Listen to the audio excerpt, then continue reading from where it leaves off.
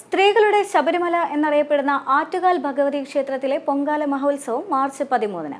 March 5 ബുധനാഴ്ച രാവിലെ 10-ന് കാപ്പുകെട്ടി കുടിയിരുത്തുന്നതോടെ പൊങ്കാല മഹോത്സവം ആരംഭിക്കുമെന്ന് ക്ഷേത്ര ഭാരവാഹികൾ അറിയിച്ചു. മാർച്ച് 5 മുതൽ 14 വരെയാണ് ആറ്റുകാൽ പൊങ്കാല മഹോത്സവം. ഇത്തവണ പൂർണ്ണമായും ഹരിതചട്ടങ്ങൾ പാലിച്ചു വേണം പൊങ്കാല അർപ്പിക്കാനെന്ന് ക്ഷേത്ര ഭാരവാഹികൾ അറിയിച്ചു. ശുചിത്വ മിഷനുമായി ചേർന്ന് ഹരിത പൊങ്കാല പുണ്യം പൊങ്കാല ക്യാമ്പയിനും ഉറപ്പാക്കും.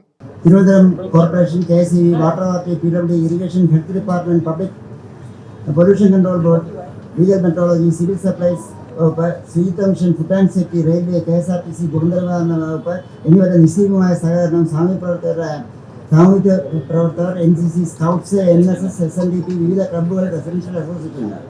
ഈ വർഷം കുത്തിയോട്ടത്തിനായി 592 ബാലന്മാരാണ് ഉണ്ടാവുക. ക്ഷേത്രവളപ്പിൽ അംബ, അംബിക, അംബാലിക എന്നീ 3 വേദികളിലായാണ് കലാപരിപാടികൾ നടക്കുക. മാർച്ച് 5-ന് വൈകിട്ട് 6 മണിക്ക് നടക്കുന്ന ചടങ്ങിൽ അംബാവേദിയിൽ ചലച്ചിത്ര താരം നമിത പ്രമോദ് ഉദ്ഘാടനം നിർവഹിക്കും. ഇത്തവണത്തെ ആറ്റുകാൽ അംബ പുരസ്കാരം ഗായിക K. ഓമനക്കുട്ടിക്ക് സമർപ്പിക്കും. കുത്തിയോട്ടത്തിൻ്റെ 592 ബാലന്മാരാണ്. ഫെബ്രുവരി 22 വരെ ആയിരുന്നു ഇതിൻ്റെ രജിസ്ട്രേഷൻ സമയം. അത് 592 ബാലന്മാർ രജിസ്റ്റർ ചെയ്തു.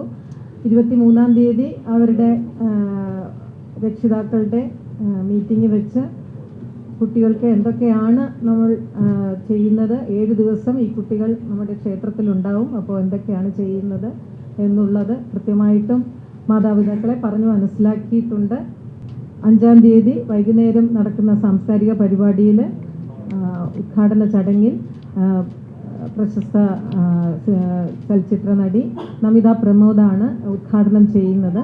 ഈ വർഷത്തെ അംബ പുരസ്കാരം പ്രശസ്ത സംഗീതജ്ഞയായ ശ്രീമതി ഡോക്ടർ K. ഓമനക്കുട്ടിക്കാണ് നൽകുന്നത്. ആറ്റുകാൽ പൊങ്കാല മഹോത്സവത്തോടനുബന്ധിച്ച് മാർച്ച് 4-ന് മുഖ്യമന്ത്രി പിണറായി വിജയന്റെ നേതൃത്വത്തിൽ അവലോകന യോഗം ചേരുമെന്നും ക്ഷേത്ര ഭാരവാഹികൾ അറിയിച്ചു. M5 news, Thiruvananthapuram.